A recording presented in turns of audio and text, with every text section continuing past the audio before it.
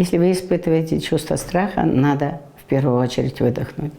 Если вы уже осознаете, что вы боитесь, чего-то боитесь, это очень здорово. Если вы это уже видите, я боюсь. Если вы это слышите, я боюсь. Вы слышите, что вы боитесь. Вот тут очень важно задать себе вопрос, а чего я боюсь? То есть не входите в состояние вот этого страха, эмоции. Дайте этой эмоции выйти мягко. Вы говорите, да, мне сейчас страшно. Но на самом деле очень часто мы играем в привычную игру. Мы привыкли всего бояться. Да, нас так, наверное, воспитали, что ой-ой-ой, туда не ходи, сюда не ходи. Правда. И это отложило на нас определенный отпечаток. Но теперь вы свободны. Теперь каждый из нас взрослый и имеет право двигаться из легкости своей или продолжать прятаться в своем страхе. Так вот, попробуйте. Попробуйте себе, правда, задать этот вопрос. А чего я сейчас боюсь на самом деле? Ну вот, бежит таракан. Ой-ой-ой, караул, мне страшно. А чего я боюсь? Таракан уже ушел, убежал даже. А мы все еще боимся. Чего мы боимся? Мы боимся иллюзий. Мы на самом деле привыкли прикрываться. Страхов очень мало. Но если реально вы очень боитесь, если поднялась большая эмоциональная, так сказать, составляющая, если вас начинает трясти, вот тут надо прям вслух говорить, да, я сейчас боюсь. То есть признать себя, что я боюсь. Да, я сейчас боюсь, и мне сейчас страшно. Да, мне сейчас страшно.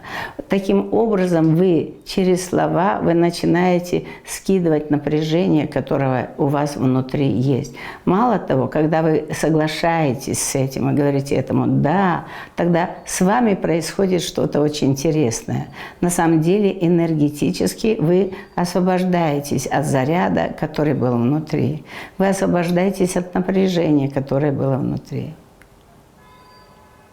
И когда вы стали менее напряженны, вот только тогда вы начнете думать, начнете ясно видеть, что происходит. Я не говорю о стрессовой ситуации, когда на вас кто-то там нападает, и я сейчас буду стоять и рассуждать. Нет, конечно, в тот момент нужно руки в ноги и бежать, например, или кричать, или еще что-то, и у вас это случится. Но вот если вы загоняете себя в это состояние и все время продолжаете жить в этом состоянии страха, скорее всего, вам нужно обратиться к психологу или к психотерапевту, потому что вы уже, значит, бежите от чего-то. Чаще всего мы прикрываем свое неделание страхом. Мы боимся, поэтому мы ничего можем не делать. Это плохая история.